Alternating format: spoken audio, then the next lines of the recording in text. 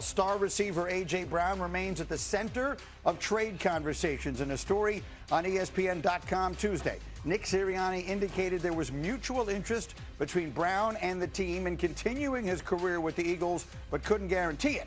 Yesterday at the Combine, Patriots head coach Mike Vrabel, who Brown played for 3 years in Tennessee, talked about what that relationship means to him.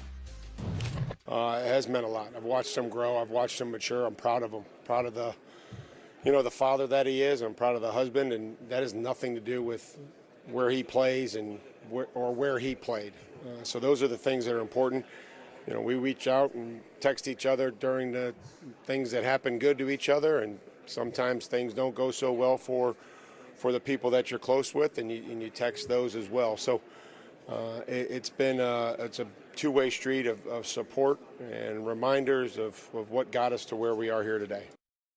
Okay, and so where we are here today, Schrager is in Indianapolis with his ear to the ground on everything. Harry is back from yesterday, but Dan, we've not heard from you in quite some time. And so the first question is to you: should the Eagles be looking to move away from A.J. Brown? I don't think you're running towards that if I'm Philadelphia, but you have to ask this question and answer it. Why the fall off last year between A.J. Brown and Jalen Hurts performance-wise? From 2022 to 2024, that combination was top 3 or top 4 in the NFL in basically everything. They were fantastic. Last year, massive fall off. So if you're Philly and you're looking at the situation, was it because of Kevin Patullo, their play caller, or is there a different reason? Is A.J. not the same player? Is the connection between him and the quarterback not the same? If that's the case, then you got to move off him. And if you decide to move off him, if I'm New England, if I'm Baltimore, if I'm Buffalo, I'm doing everything I can to not hang up that phone without acquiring A.J. Brown. And then, Harry, you're reading body language, you're reading books, perhaps during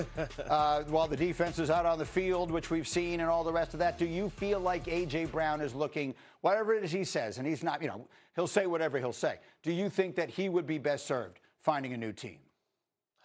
Yes, it would be best served. I don't know if that's going to be best for the Philadelphia Eagles, though. Howie Roseman went on the Rich Eisen show the other day, and he basically said this: we went 11-6 and we won the NFC East. Yeah. But that's not our standard. Our standard is a Super Bowl. So Howie Roseman is in the business of winning. Also look at a new offensive coordinator, a first-time offensive coordinator in Sean Mannion. And you got to look at the systems of where he came from. He came from the system for Matt LaFleur. He's played for Sean McVay, Kevin O'Connell, that Shanahan-McVay type system. Well, A.J. Brown thrived in that system when he was in Tennessee under Arthur Smith. And Matt LaFleur was there. Arthur Smith got the offensive coordinator job after that, still ran the same type of system. So I'm saying to myself, I think A.J. Brown's still top 5 wide receiver in the league.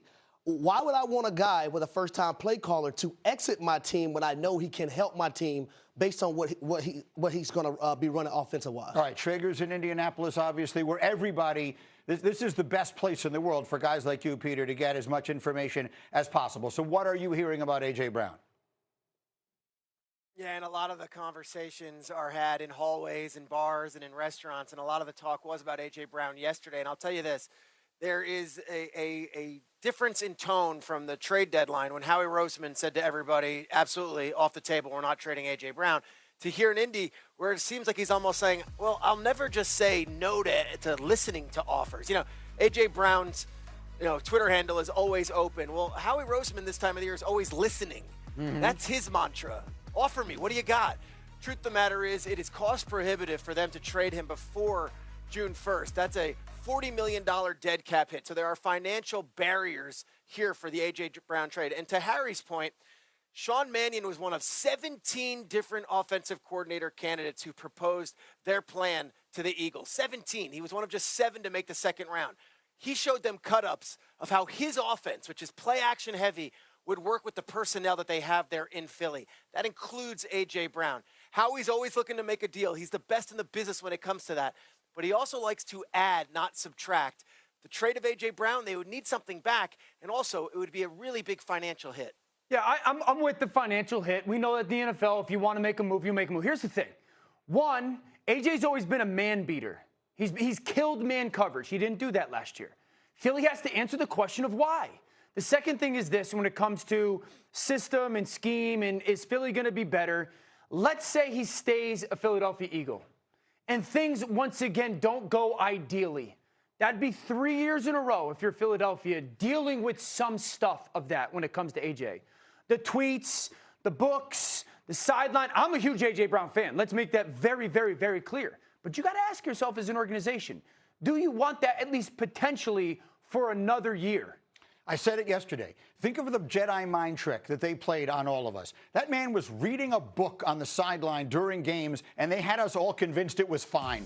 It's just nothing. That's just his outlet. Okay. That's just how he handles things. I know they've been playing the game for 100 years, and no one else has ever read a book on the sideline while the game was going on. But there's no problem here. There's nothing to be worried about. It was actually kind of genius on their part that the rest of us looked at it and said, okay, yeah, I guess they have a point. Yeah. Why not? And what happens if in September there are growing pains? It's a new offensive coordinator. Right. What happens then? I don't know. Maybe he'll have to go read a book that's a roadmap to another place, like New England or Buffalo or some other place where they can. You want to see happen. The Los Angeles Rams have to go back a couple years ago, take one of those first-round picks and trade for Maxx Crosby. This is a Super Bowl football team. You are a player away on the defensive side, a difference maker from being better than Seattle. If you take Maxx Crosby and you put him with Young and Turner and Fisk and Poona Ford, now we got a defensive line that you could look to Seattle and be like, hey, we're just as good, if not better than yours. The Rams, I know the future quarterback question mark, that doesn't matter.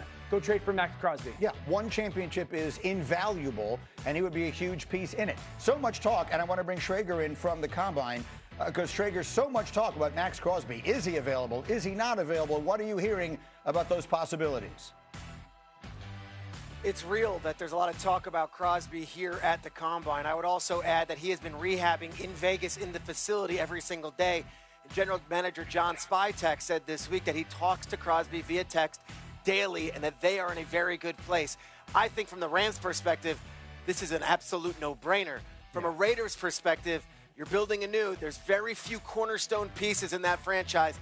Maxx Crosby's that guy. Mendoza will be the other one. I'd be shocked if they traded him anything less than like 3 first-round picks. Okay, 3 first-round picks would be quite the haul. We'll see what winds up happening. Dan, give me another one. Give me one on the Dallas Cowboys. I think the Cowboys are 2 defensive pieces away from being legit contenders. This defense was obviously historically bad last year. A lot of reasons of the why. They've got 2 really good defensive tackles. They need an edge player and a back-end player that are difference makers. This offense in Dallas will be a top 5, top 6 offense once again next year, as long as Pickens is there. I'm bullish on the Cowboys. I truly believe with the new defensive coordinator and 2 difference-making pieces on their defensive side, the Cowboys can be legit contenders. What do you think, Harry? Yeah, I think it's going to take about 3 or 4 different pieces defensively. I do love Christian Parker, their new defensive coordinator. His specialty is the secondary. We got to remember, Donovan Wilson, he's a free agent. You're going to need multiple pieces in that secondary, I believe. And let's not forget the linebacker position. They have like 3 or 4 guys at linebacker that are free agents too. So I just don't want to ignore that position as well, Dio. All right, and then, Dan, let's get to the last one, because this is the one that really jumped off the page at me. What are you thinking about in Minnesota? You need a starting quarterback. That has to be the mindset in Minnesota right now through free agency and then into the draft. We have to bring in a starting quarterback. I understand J.J. McCarthy's there. I still am in support of J.J. McCarthy, but the lack of health and availability, matched with just the lack of not playing at a high level consistently enough, has got to get Kevin O'Connell and that organization's attention. You got to win in this league. They got a Hall of Fame wide receiver. They have to have the mindset we are bringing in a starting quarterback in the next 2 months. Look, this is a team that won 14 games, what is now 2 years ago, won 9 games last year with dreadful quarterback play. You made that point repeatedly yesterday, and it's clearly true. So they're close. They're not that far. They should be thinking championship-esque kind of thoughts. Peter, what sense are you getting there about what Minnesota is thinking relative to its quarterback situation? Well, their general manager from a year ago is no longer working for the team. And I think the cardinal sin was not about paternity leaves or issues with the head coach. The cardinal sin was letting Sam Darnold and Daniel Jones out of that building when they both were in the building last year. They have to remedy that. J.J. McCarthy was given the benefit of the doubt last year coming off the injury that he was going to be coming back and being worthy of that top 10 selection that he was. He did win a bunch of games at the end of the season, so there was some positive momentum. But, yes, there absolutely will be a challenger there.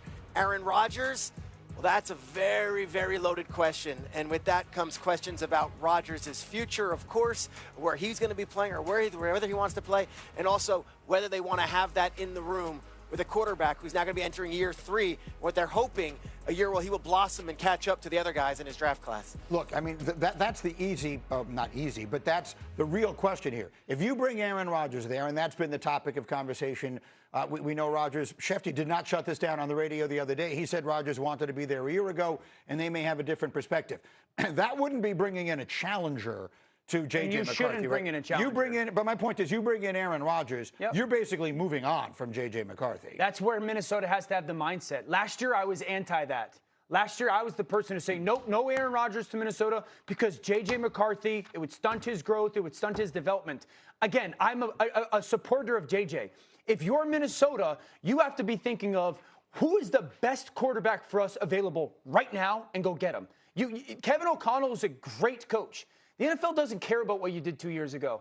If you have another bad year, you're going to be on that hot seat all of a sudden, and then you're in that same situation. So as much as I worry about the stunting of the growth, nope. If Aaron Rodgers wants to go to Minnesota, and if I'm Minnesota, go get Aaron Rodgers. What do you think? Well, number one, my mindset is this team is in win-now mode. Right. They don't have time to be waiting on J.J. McCarthy. But if you have a Justin Jefferson, who I still feel like is the best receiver in the game, you have a solid number 2 in Jordan Addison, T.J. Hawkinson. Well, you need a piece to the puzzle that gets those guys the football. Is Aaron Rodgers that piece? Yes, he is. Or you can be Kirk Cousins. Either one of the two. The totem pole should be Aaron Rodgers, Kirk Cousins, Kyler Murray. That should be the order for the Minnesota Vikings. Aaron Rodgers, still capable of playing good football. Kirk Cousins, I thought, played good football when he started last year. And then Kyler Murray is still so talented that if you don't get one of those two, he's the guy. Peter. It's interesting because there's going to be this second class or second tier of guys, and you might not, if you're a Minnesota fan, be excited by a name like Jimmy Garoppolo or Joe Flacco or Geno Smith if he's let go by the Vegas Raiders. But there will be this veteran crop at an affordable price that can go in there and just push JJ a little bit more. To Dan's point, you bring in Rodgers, it's not pushing JJ and motivating JJ. It is an absolute threat to JJ. Whether or not they're worried about that, that's the decision that they have to make. Well, you can't worry about feelings in this situation because you don't want to get to a point if you're Kevin O'Connell where you're worried about your job. Right. Like, it's about winning, and can you win now? It's health, too. As much as I love the kid, he hasn't been healthy enough. Right.